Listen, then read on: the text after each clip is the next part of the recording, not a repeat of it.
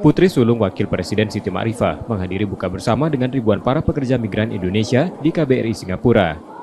Ribuan pekerja migran di penjuru kawasan di Singapura antusias pada buka bersama dengan perwakilan ribuan pekerja migran Indonesia dari 12 negara secara virtual. Buka puasa bersama dihadiri Wakil Presiden Ma'ruf Amin, Ganjar Pranowo, serta Prabowo secara virtual yang mengapresiasi pada IBA telah menggelar buka bersama dengan 2.000 pekerja migran dari 12 negara yang dapat memupuk nilai persatuan dan kesatuan bangsa.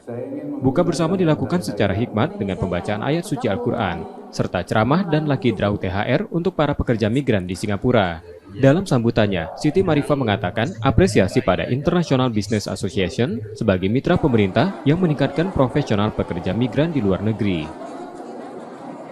Kebersamaan kita di tengah suasana Ramadan yang jauh dari perantauan, dan saya melihat semangat tekad dari IBA, sebuah organisasi yang tadi akan meningkatkan peran dan tanggung jawab dan bermitra dengan pemerintah dalam hal ini untuk meningkatkan sumber daya manusia, ya khususnya meningkatkan profesionalisme para pekerja migran Indonesia, dan juga memberikan satu peluang untuk pengembangan di bidang perekonomian, di mana kita berharap tentunya nanti IBA ini bisa menghantarkan para pekerja kita yang mungkin sekarang masih berada di beberapa negara, sekembalinya dari tempat perantauannya di negeri orang akan bisa membangun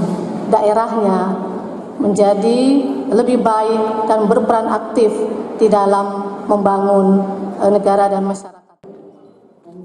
Harapannya IBA mampu menghantarkan pekerja migran Indonesia yang masih berada di beberapa negara, sekembalinya dari perantauan bisa membangun di daerahnya.